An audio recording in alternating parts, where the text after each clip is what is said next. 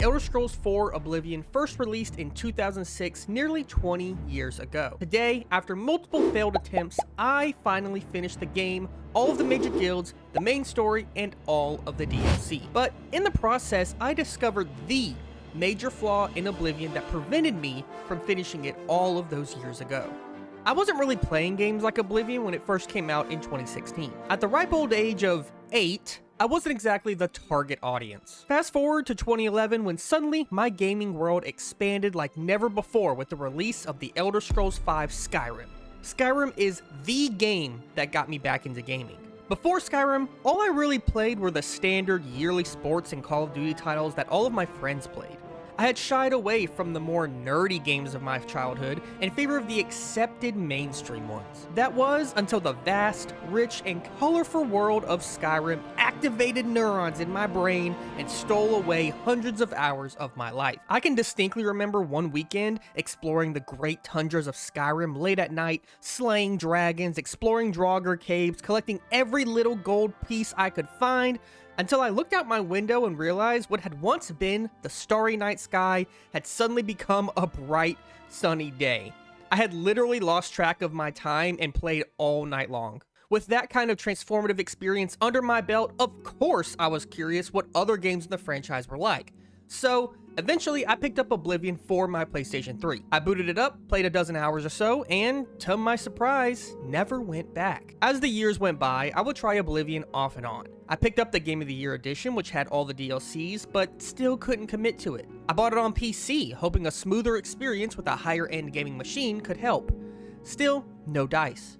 If you check my Steam playtime right now, the original Oblivion is sitting at around 112 hours played, and that's just on Steam. That doesn't include the extra 100 hours I put into it on PS3. Despite over 200 hours in classic Oblivion, something always nagged me. Something that prevented me from seeing the end of this journey. But I can never figure out why. All those hours constantly making new characters, exploring the Imperial City, doing side quests, yet always dropping off before doing anything meaningful. Fast forward to April 2025. Rumors were swirling about a potential remake of Oblivion in Unreal Engine 5. Screenshots were being leaked, reports about a shadow drop were being teased by the day. I was starting to get hype. Was this my moment? Could a remake of Oblivion be what I needed to jump back into Cyrodiil and finally see everything that I wanted to see all of these years? To finally finish the main quest, do the DLC and all of the big factions. Then, on April 22nd, it happened. Oblivion Remastered was real, and it was launching that day, one day before my birthday. This was a sign. This was my moment. This was Todd the God answering my call and finally giving me one last chance to finish this legendary game. And I dropped off of it again. It's been almost half a year now since Oblivion Remastered released. Can you believe it? Time flies. I decided enough was enough. I refuse to leave 2025 without finally seeing this game to a conclusion. Without either falling in love with it or finally pinpointing the exact reason that I haven't been able to finish it after all this time. And so, I began my final journey in the Elder Scrolls IV Oblivion. What you're about to see in here is the result of that journey. But before we dive into those answers, if this video is enjoyable for you at any moment, consider subscribing. I'm a big fan of RPGs and especially Bethesda games, so if you want to see more content about that stuff, go ahead and make sure you stick around because I'll be making more of it. For this final playthrough, I left my comfort zone a bit. I don't usually play big, burly, two-handed characters too often in Elder Scrolls. In fact, when I usually play Oblivion, I tend to favor one-handed swords. But if this run was going to be different, I knew I needed to change it up. While magic is still a must in Oblivion, I decided to go big or go home and crafted a two-handed Warhammer Paladin build. The goal would be to use heavy armor, big warhammers, and magic to buff and heal myself, becoming a one-man unkillable machine. For that, I needed to create a character who fit the archetype. A tall, massive man who could handle heavy weight on his shoulders. So obviously I created the 16th President of the United States, Abraham Lincoln. I used to teach history, give me a break. What I can say right off the bat is that the opening hours of Oblivion are special. Even just walking through this sewer and the accompanying cave system, defeating some basic rats, skeletons, and goblins, it's so dang fun. Picking up loot, learning how to lockpick, looking into all the little nooks and crannies, this is the kind of gameplay Bethesda excels at. And then you get that magical moment. That moment in Bethesda games that is unrivaled in any other open world game developer. That feeling you get when you leave the sewers and get your first taste of sunshine and your first view of the wide world just waiting for you to explore. I've done this exact intro sequence dozens of times before, yet it never gets old. The visuals of this remaster sell the view even harder than before.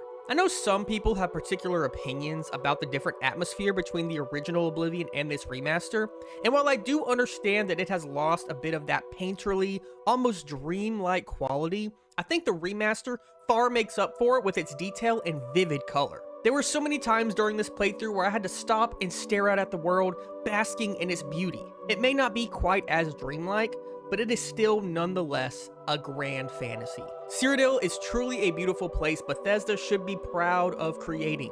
I spent a lot of time in this world too. I was able to see every single joinable faction in the game and even made a ranking of all 14 of them. Yeah, there's that many. Click on screen now if you want to see which ones were the best. The cracks in this gorgeous foundation begin to show the longer you play the game though. I'm gonna get ahead of this and say I do think Oblivion is a good game for the first 30 hours. Now, for a normal game, that'd be great. Not for Oblivion though. This is a game that's not meant to be played for just 30 hours. Sure, that's how long the main story is, but no one should be playing Oblivion with the sole objective of only playing the main story. In my eyes, Bethesda games are meant to be played for hundreds of hours, nigh endlessly. And I think that's Oblivion's greatest flaw. It's not a game that can be played for hundreds of hours with the same level of enjoyment, at least not the normal way. See, the issues start to appear as you level up. OG Oblivion had a very weird leveling system.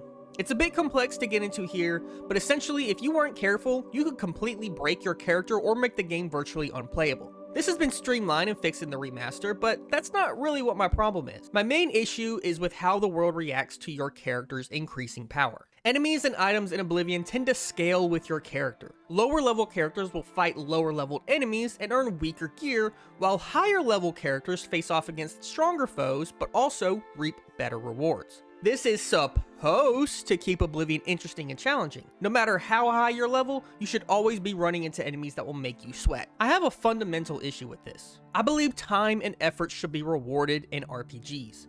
If you spend hours upon hours grinding for the best gear, reaching maximum level, and becoming an all-powerful force of destruction, you should be able to return to a low-level dungeon early in the game and feel that power trip. The power trip is the reward. It gives you something to strive towards as you build up to that level and makes you feel like you're making real progress as a character. You're becoming the champion of Cyrodiil, going from struggling to kill the common skeleton to being able to take on armies of Daedra and close entire Oblivion gates by yourself. While there are still some weaker enemies in Oblivion, most of your encounters are going to be with enemies that have been upgraded alongside you.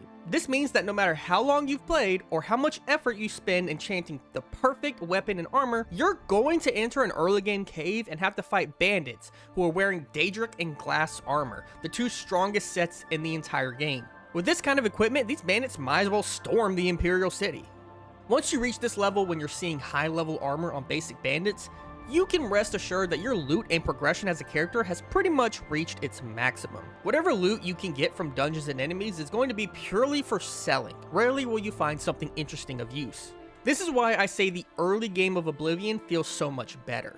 Loot matters. Low-level bandits feel appropriately equipped. You feel like you're constantly improving, constantly progressing. It's only when you reach the higher levels that all progression seems to screech to a halt. It breaks immersion and makes all of that effort feel a bit pointless. The world starts to feel less alive. It becomes a world entirely dependent and centered around you, rather than an independent, breathing, moving world that you happen to be interacting with. It makes it hard to fully invest myself into it, because I know despite being this all-powerful, god-slaying mortal, I'm going to enter into a ruined fort and fight for my life against a bandit with armor that costs more than my college debt. You can try to fiddle with the difficulty settings and find some happy middle ground, but at the end of the day, my problem isn't that the game is too hard.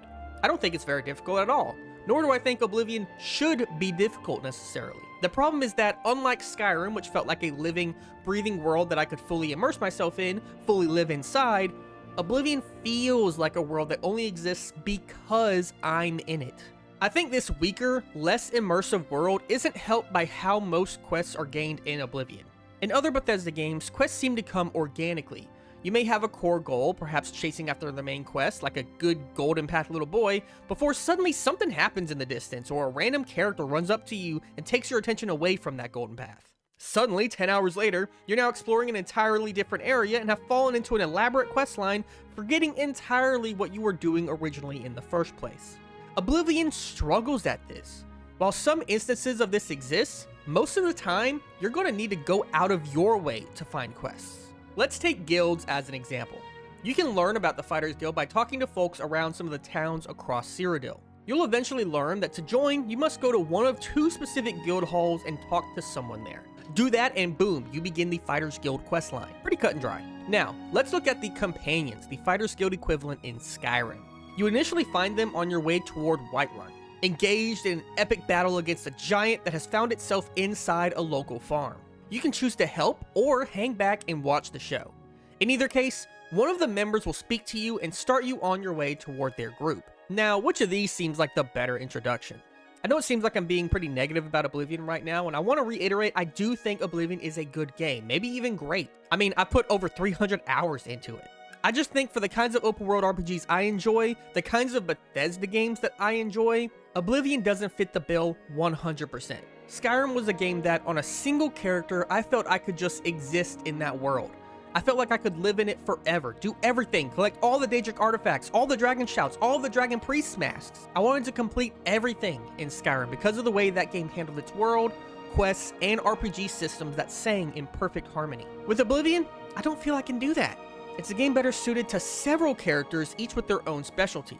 It's more fun to play Oblivion with a dedicated stealth archer character who only does the Thieves Guild and Dark Brotherhood quests, then make a new character who specializes in magic and becomes the Archmage of the Arcane University, and then another who is a melee behemoth that proves his might in the arena and at the Fighters Guild. And there's nothing wrong with this approach to game design. It's just not what I'm personally looking for in Bethesda games. That said, I am glad that I finally did this. I end up accomplishing both of my goals. I did indeed finish the main story of Oblivion, every faction quest, and all of the DLC. Which, by the way, Shivering Isles DLC?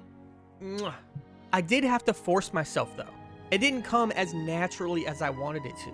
And in that process, I discovered what Oblivion's biggest flaw was.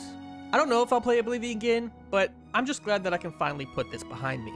I've been grappling this for years, and hey, some of you, or many, completely disagree with me. Maybe you're someone who can play Oblivion for hundreds of hours on a single character. Or perhaps you're somebody that doesn't mind making a bunch of different characters. That's great. Like I said, I enjoy Oblivion a great deal, and I'll always remember it with fondness. I just don't necessarily think that it dethrones some of my other favorite Bethesda experiences. But I'm sure whether you agree or disagree, you'll let me know down in the comment section below. Just be nice.